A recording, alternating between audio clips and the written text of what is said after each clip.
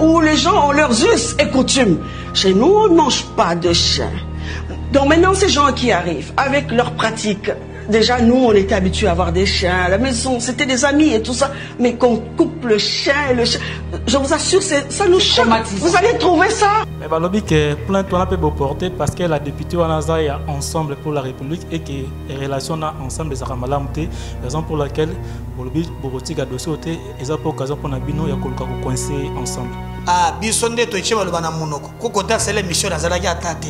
Nde to ebisa finga ka bato balia ka bambwa. Nde to ebisa ke photo longola katanga, katanga ye longwa na Congo e koma mboka kaka biso. Non mais oyebi maloba ya lobby ali maloba mabe ko bosana teke to zana na moto na biso na mayimaleka na katanga oyo moni babenga bande ko bakase ba bilulu baboma bato. Nandinga kosakana eloko babenga ka guerre civile et bandaka toujours na ba propos non contrôlés ya ba leader d'opinion soki ba komi ko na mboyo mona na sona katanga te soit moni lukaka mboa kataka mitu donc mais là où les bas blessent mais d'abord, un propos séparatiste, et puis il assume que non, il y a la katanga et l'ongwa na mobimba. Pour na bakalikile na ye, et ya mi balé, ya Monica Kabakasa ye, et boni, ba chinois, ba libanais, oyo ba ko ipumula kaba minéré, ngana otaki na katanga kotika la kamabulu. Nyonso ba libanais ba ko ba chinois ba ko kende nango ba propos modèle on les esika non vraiment mais yango na lobby mama wana esika na ya liboloko to déposer plainte to sengi procureur asenga na ba député ba longola ye immunité rapidement et aye to ko samba na ye to ko talise ke maloba wana e ali na tina ata mokote.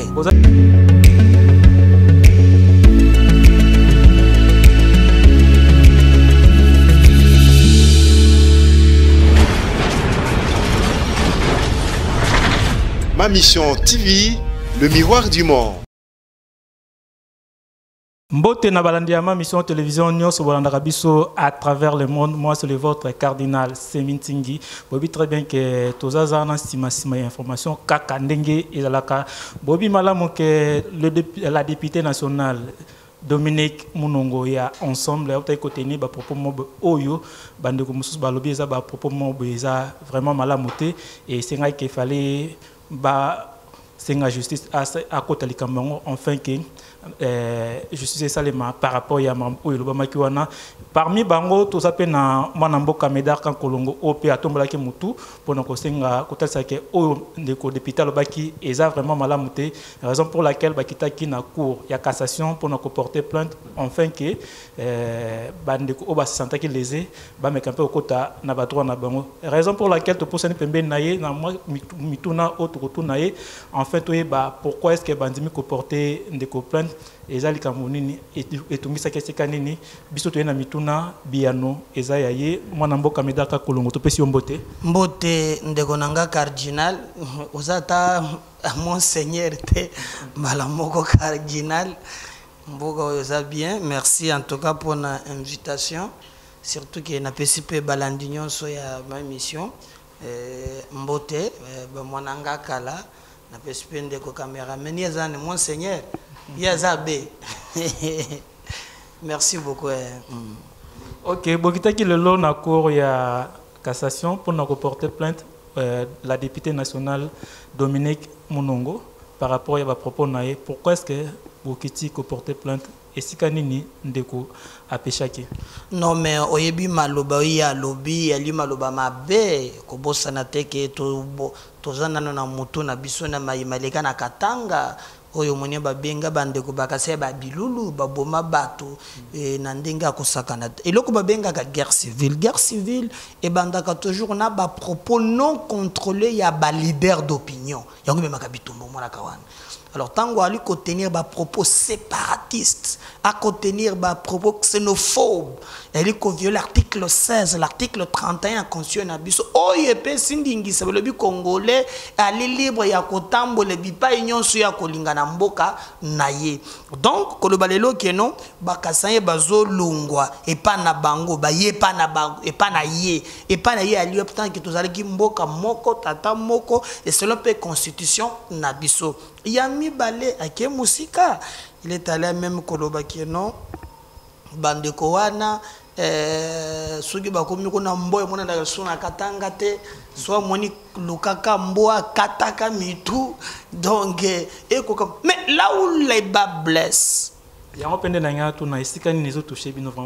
mais d'abord ba propos séparatiste wana kokabola et puis elastime que non ya zo sepela katanga elongwa na mobimba ya Congo akokabola ba yimboka te pona bakalikile na ye e ya mibale ya monika kabakasa ye e boni ba chinois ba libanais oyo bako ipumula ka ba minéré ngana otaki na katanga ko tikala ka mabulu nyonso ba libanais bako inde ba chinois bako kende nango bayuma bateka ki yuma muntu ateka bakare minye alika sayen te wali makambo mususu mama wana d'abord ya koloba o balia kambo ambozo el bendanano so bendiata faso Olivier Benano face ya Kiandeko ba tolomona siko ozui c'est ça vraiment longi le rambo so otale siko nawe ya yo cha pembeni bo comparer nanu obelo babenga kansaji boge ben sajité donc on a vraiment un problème donc on ne peut pas nous accepter aujourd'hui ngana monaka tozalaka na mbula na muna tona kekolo na yote omoni na ngina bima semi na zeli c'est que na ebi nana besoin de économie ko zande ko nanga congolais nous ramener biloko ya bangala baluba bayaka lelo ezali distraction. Moi je pense que Congo en avant de porter plainte peut to sengi maintenant que bazuzi basala mosala na bango malobo ya lobaki malobo balobaki yango na ngoyi mulunda et yaza na boloko benge moko payer akokende na soki ngoyi mulunda akotaki prison pour na ba à propos modèle donc maman député p asengil p possible même sort mais exactement okokabula lo ndenge ce sont des propos séparatistes otokolingate mobutu toko finga ye atikele biso unité nationale na pesa ndenge sangai moi sinangali mukongo muntando mundele moni moi sinangaza mukongo parce que yo go sangaza muluba yo za mukongo non ma femme kombo na ye lengo masala makomi kankolongo omoni ma femme a Congo. Mais est-ce qu'il y a un pouvoir où Félix Antoine Tshilombo Tshisekedi a prôné unité dans la union sacrée de la nation? Est-ce que le propos modèle on les a nestika non vraiment? Mais yango na lobby mama wana esika na yali boloko to déposer plainte to sengi procureur a senga na ba député ba longola ye immunité rapidement et aye to ko samba na ye to ko talise que maloba wana e yali na tina ata mon côté. Vous êtes sûr que les députés nationaux au en pleine session et le LOPE, je pense que dans la plénière qu'on dit accepter que la unité pour que à répondre à la justice. Te ba konjima maloba wana ta député moko olingante te ba konjima ba longola ye ba immunité aya ko samba totalisa bato ke tozali mboka. À l'époque la MIBA a financé l'AFDEL avec ce qu'on appelle l'effort de guerre. Que non, en tout cas, des âmes de Miba, Montezo, Pesa, diamant, non, comme ça, Kassaya Longona Congo. Non. Et d'ailleurs, il y a ce qu'on appelle caisse de péréquation. La constitution prévoit que la province est un moyen et belé. Ba kotiza kapwete ba province mususu bazala ndenge moko. Oko kabola bisote. Donc, maman wana ngana banza ke. Le comédien Kakolongo, s'il vous plaît. Au regard, il y a un tout mon appel ndongonabiso ya Kassai bazo se déplacer alors que Toyebi malamu ke passe ce vrai en Amboka, la province ne se souffre mais niveau ba ndongonabiso ba Kassai bazo se déplacer quelque part il y a un peu comme ko inquiété te bandeko musuba ba kenon bo se déplacer trop. Ba se déplacer ba ke wapi. Constitution et pesindingisa na congolais nyonso. Hein? Akende pa ya lingi Vous posez des questions, oyo batoyo, bazao, basuba meli matame kiti batuna kamituna wana. Non, on vous parle que constitution et pesi congolais, c'est constitution. Au moins dans l'église, tout ça la Bible, hein? Mboke tambola kana constitution, et lobi boy, hein? Tant article 16 ya ko que congolais nyons a na liberté. So na ngina longa lelo na ke Équateur, hein? Na fandi na tongi ndako na ngana li epai na ngai. On comprend? So na longa na nunegata na mataj na li epai na ngai.